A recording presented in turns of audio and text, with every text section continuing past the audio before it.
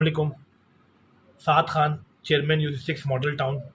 आज कुछ मुख्तलिफ जगहों पे ख़बरें चलवाई जा रही हैं कि जैसे पाकिस्तान तहरीक इंसाफ के चेयरमैन जमात इस्लामी कैंडिडेट को वोट नहीं देंगे। वो टोटल गलत खबर है, टोटल फेक न्यूज़ है। अल्हम्दुलिल्लाह हम तमाम चेयरमैन एक पेज पे हैं और इंशाल्लाह हम 15 तारीख को पार्टी पॉलिसी के तहत जाएंगे और वोट दे के आएंगे, अपना वोट कास्ट करके आएंगे।